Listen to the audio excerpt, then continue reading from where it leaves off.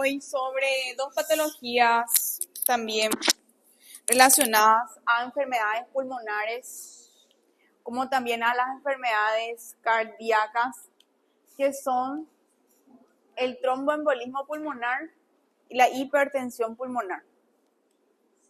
Bien, ¿qué viene a ser el tromboembolismo pulmonar? El tromboembolismo pulmonar viene a ser, ¿verdad?, básicamente la presencia de un trombo dentro del árbol vascular pulmonar, ¿verdad? Generalmente, este trombo suele tener su origen en el sistema venoso profundo de los miembros inferiores y suele migrar, ¿verdad?, a la parte pulmonar.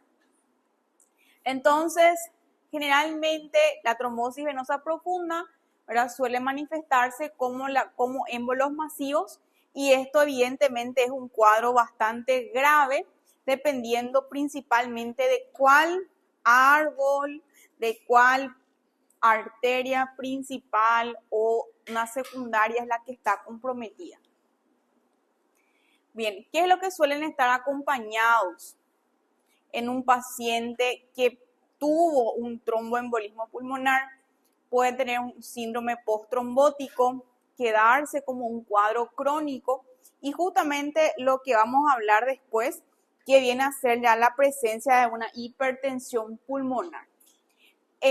Esto generalmente suelen ser cuadros bruscos, o sea, el paciente no es como lo que estuvimos viendo de una disnea progresiva, no.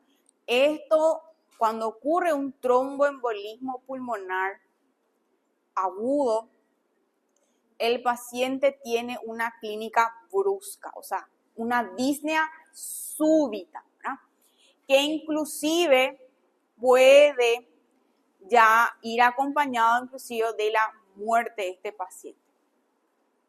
Y obviamente por el antecedente de haber tenido un tromboembolismo pulmonar, existe otra vez un riesgo cada vez mayor de volver a tener ese evento.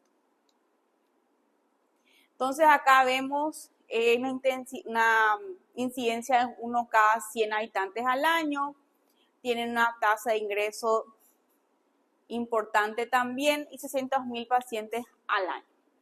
Bien, entonces como les dije, normalmente el origen de un tromboembolismo pulmonar suele ocurrir a partir del sistema venoso profundo de los miembros inferiores, ¿verdad?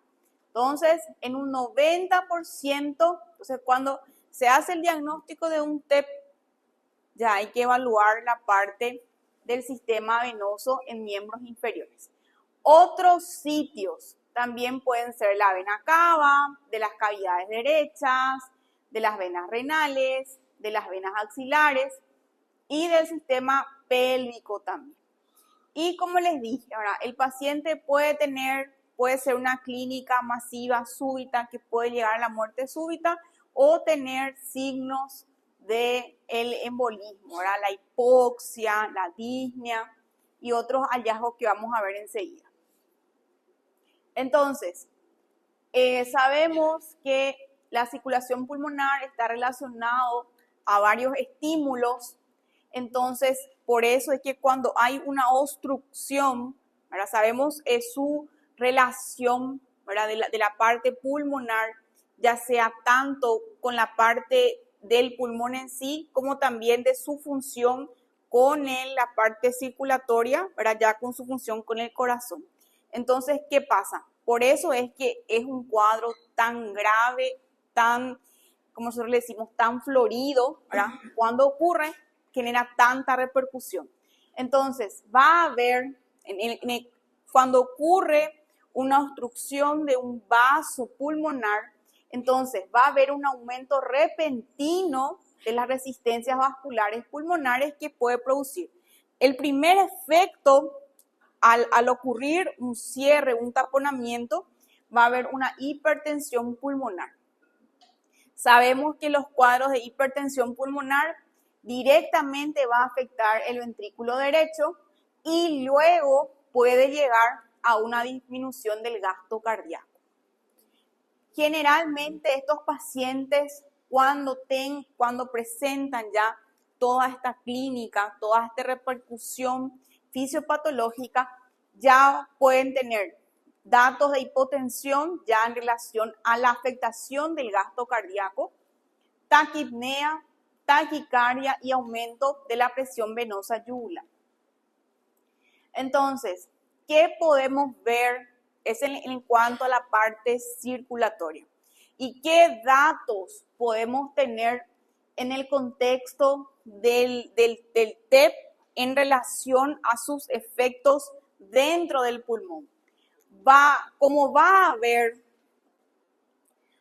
un área, un compromiso, un segmento, ¿verdad?, que va a estar obstruido, que no va a haber ventilación, que no va a haber perfusión, que no va a haber circulación, entonces esto va a generar un aumento del espacio muerto alveolar. O sea, va a haber un área importante teniendo en cuenta ya qué arteria fue comprometida, entonces toda esa área correspondiente a ese vaso no va a haber ventilación. Entonces eso genera el aumento del espacio muerto. Puede haber broncoconstricción, va a haber una hiperventilación secundaria para tratar de compensar. Sabemos que también puede ir acompañado de telectasias, infarto y el paciente va a tener signos de hipoxia. Bueno, este es el resumen de todo lo que pasa. Tenemos entonces un paciente que tiene un cierre, una obstrucción de una arteria principal, una embolia pulmonar. Entonces va a haber una obstrucción anatómica y se van a activar algunos efectos neurohumorales. Entonces, ¿qué va a pasar? Va a haber un aumento de la presión de la arteria pulmonar que va a aumentar la poscarga del ventrículo derecho, ¿sí? Este aumento sabemos que va a repercutir directamente en el ventrículo derecho. Entonces, va a haber un aumento de tensión del VD. Esto va a requerir mayor cantidad de oxígeno por parte del VD. Entonces, esto también va a ser como si fuese como un robo, ¿verdad? Va a disminuir la perfusión coronaria y puede causar hipotensión. Por otro lado, entonces, esta isquemia del VD, como vimos, va a hacer también que haya una disfunción de la parte izquierda. Entonces, a menor gasto del VD, va a haber un desplazamiento del tabique hacia el VI. Entonces, vamos a ver ahí la imagen que les coloqué. Van a ver que es como si fuera que, y eso es un signo ecocardiográfico. Bueno, en condiciones normales, con mucha imaginación,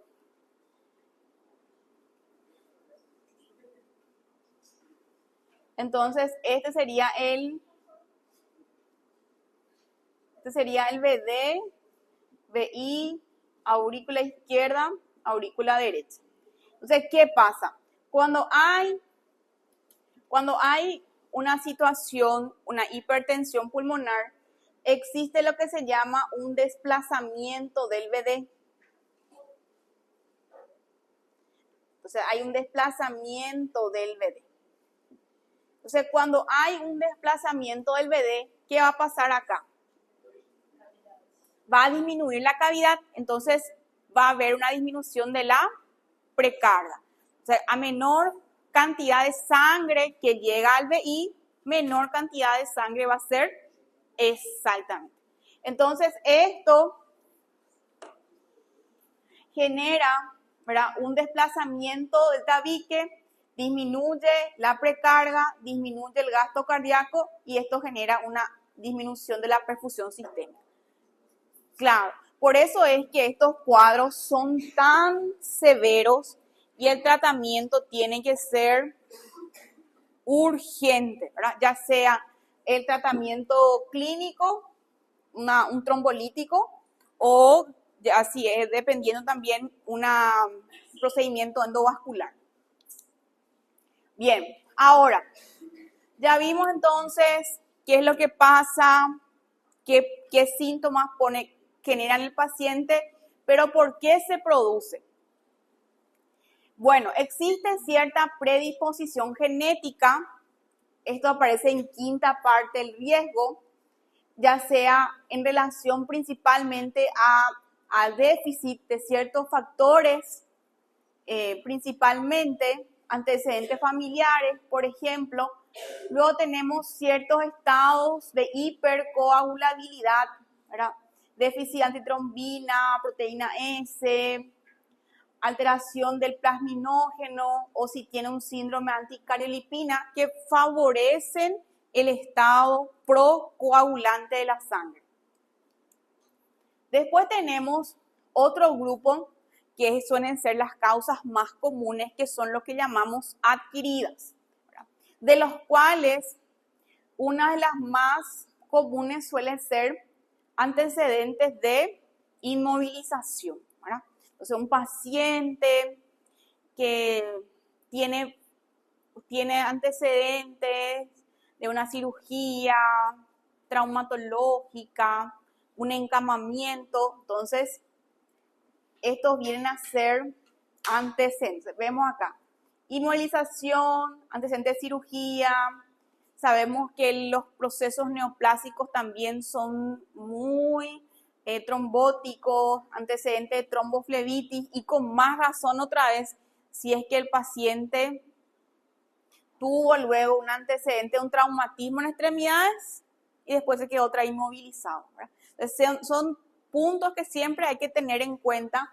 Principalmente acá habla también de la edad avanzada. Entonces, condiciones, traumatismos, principalmente las cirugías pélvicas o de miembros inferiores, una cirugía mayor, antecedente, estados de éstasis venosa, o sea, si él ya tiene, por ejemplo, un preacondicionamiento, embarazo, posparto, obesidad, neoplasias, acá también anticonceptivos, el estado de policitemia vera, quemados, ¿verdad? Y otros síndromes protrombóticos.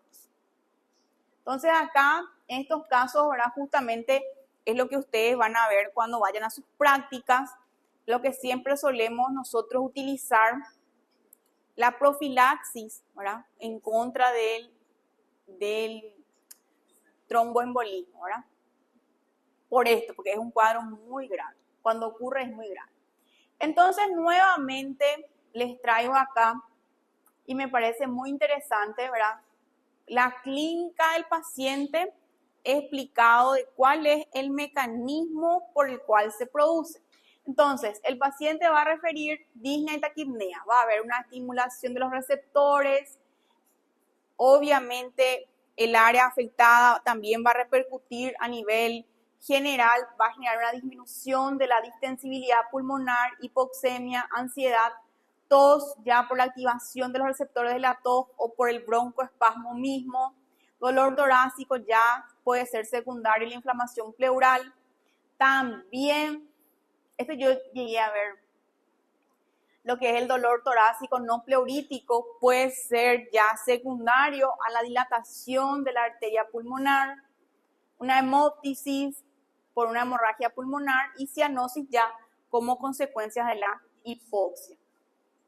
Síncope, la síncope ya puede ser secundaria a una arritmia, a un bajo gasto, a la hipoxemia.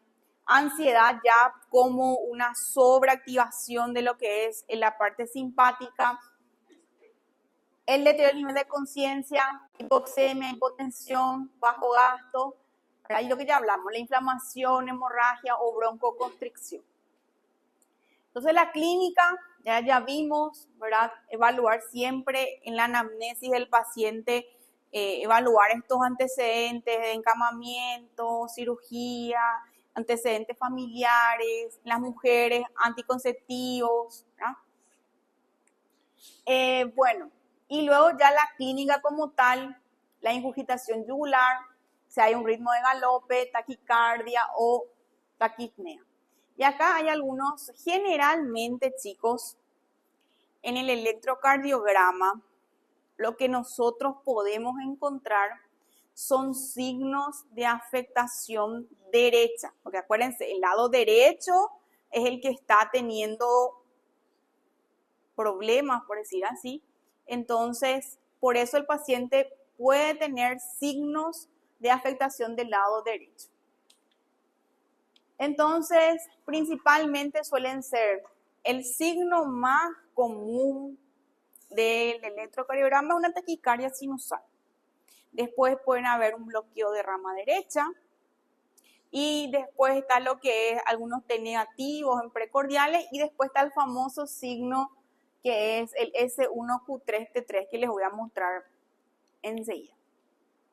Bueno, ahora nosotros tenemos un paciente, viene a consultar, una señora, 74 años, antecedente de cirugía de cadera hace 2 meses, refiere que antes tuvo un hinchazón en un lado de su pierna, doloroso, que hizo un pico febril y viene a consultar por una dificultad para respirar en forma súbita. Entonces, eso sería más o menos la clínica, ¿verdad?, de un paciente con sospecha de tromboembolismo pulmonar.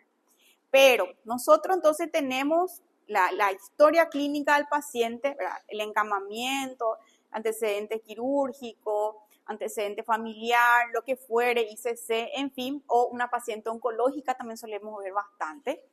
Entonces, más el examen físico, ahí buscamos algunos datos, les voy a mostrar algunas imágenes que pueden sugerir y hacemos lo que se llama criterio de Wells, que es lo que más solemos utilizar. Entonces, tenemos esta tabla, este score, y de acuerdo al puntaje obtenido, vamos a evaluar el riesgo de que realmente sí sea o no un tromboembolismo. Entonces, que la paciente tenga signos de trombosis venosa profunda, primer punto, porque vimos que en un 80% el origen del TEP viene a ser de una trombosis venosa profunda. Entonces, si la paciente tiene una generalmente,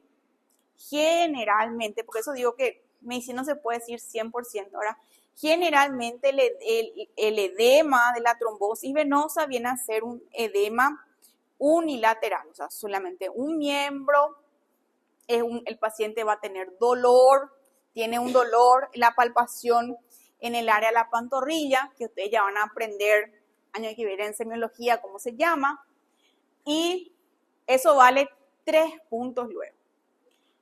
Sí, después que sea menos probable un diagnóstico alternativo TEP, o sea que con la historia clínica, los antecedentes, entonces vayan a favor de un TEP más 3 puntos.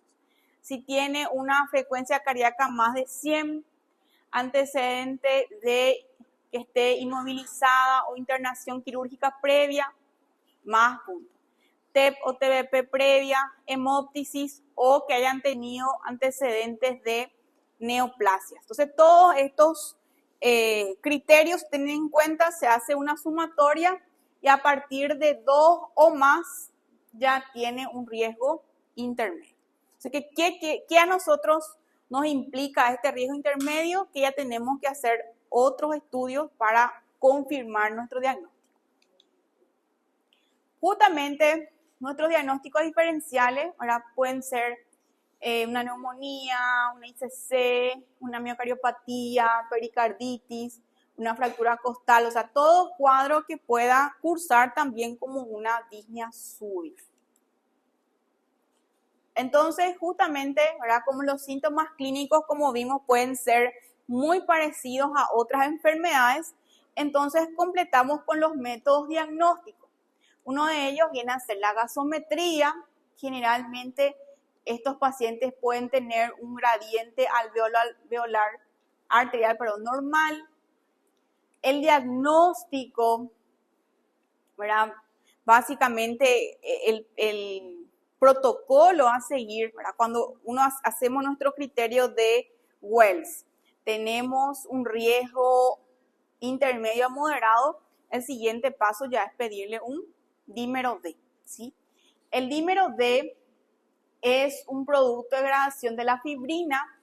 Como podemos ver, tiene una sensibilidad del 28 al 100%. Entonces, acá también lo que podemos ver es que tiene un valor predictivo negativo importante. ¿Qué quiere decir eso? ¿En qué a mí me interesa saber lo del valor predictivo negativo? Claro.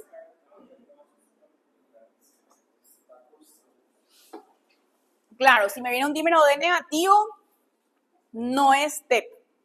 Si viene un dímero D positivo, puede que sea TEP, ¿verdad? Puede que sea TEP. Claro, generalmente,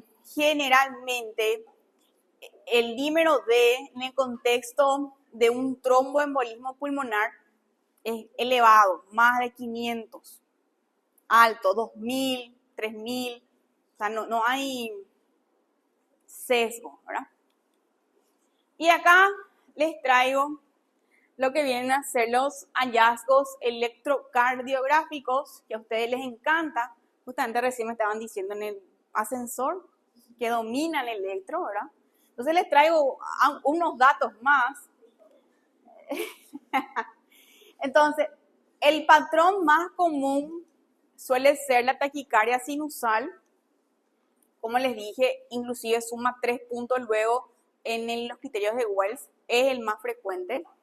FA también puede ser inversión de la onda T, B1 a B4, bloqueo de rama derecha, y después tenemos este patrón que se llama McQueen-White, chiquito, que nosotros le llamamos S1Q3T3. ¿Qué quiere decir eso? Que ustedes, cuando tienen una sospecha de TEP, esto ocurre en un 30% nada más. Es bajo, pero cuando hay... Exacto.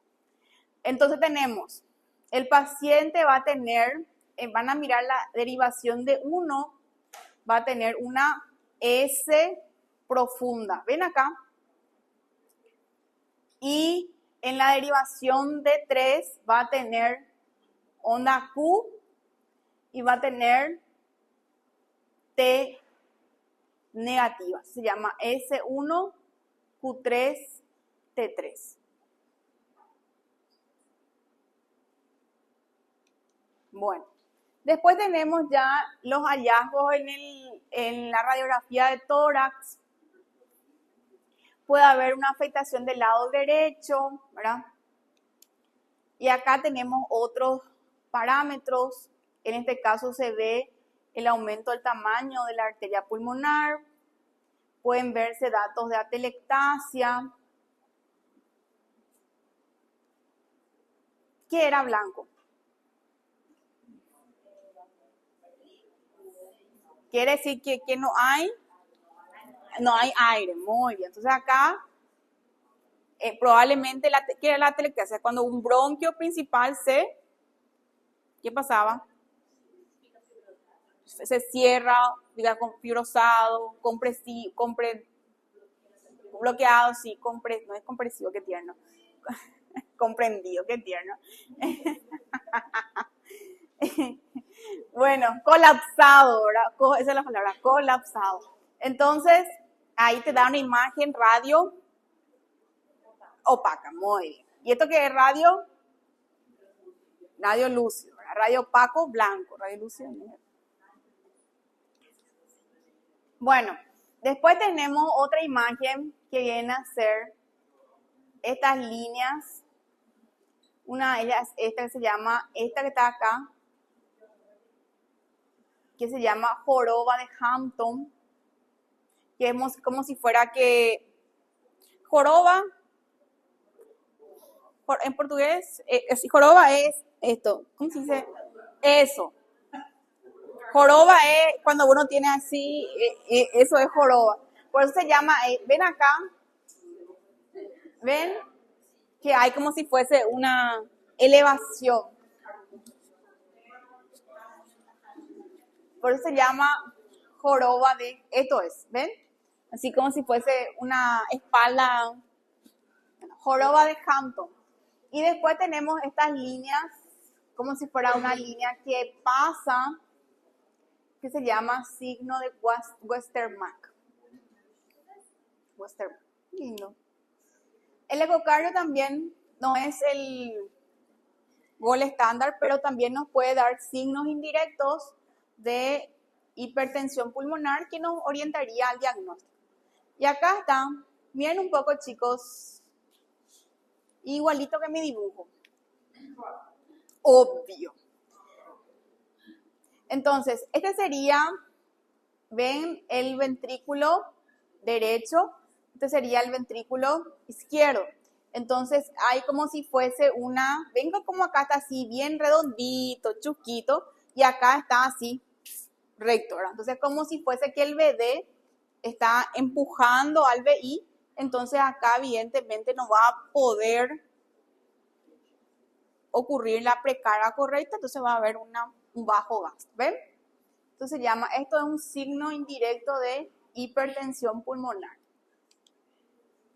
También se puede utilizar la gammagrafía pulmonar, allá nos habla específicamente del comportamiento, ¿verdad?, de la parte de la angiografía, que justamente la tomografía también, justamente es el gol estándar. Luego tenemos la angiografía pulmonar, que es el gol estándar para el diagnóstico de TEPR, ya que nos permite identificar como tal cómo sería la perfusión, ¿verdad?, el paso de las arterias.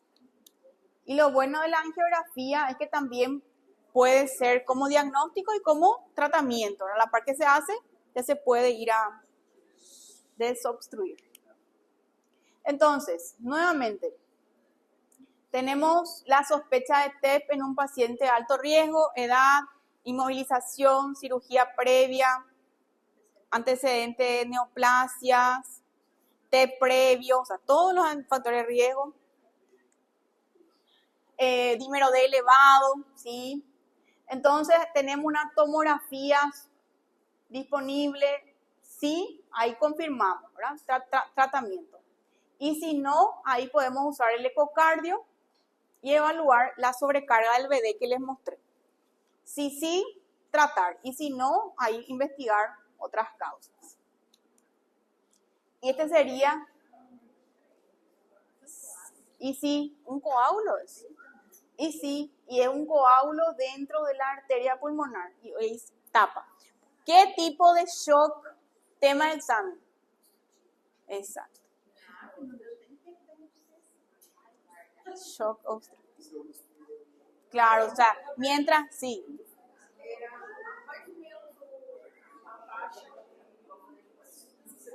Sí. Es alto. Alto, sí se trata. Sí. Sí, del diagnóstico es. Es por el diagnóstico. Es exacto. Ese por eso es.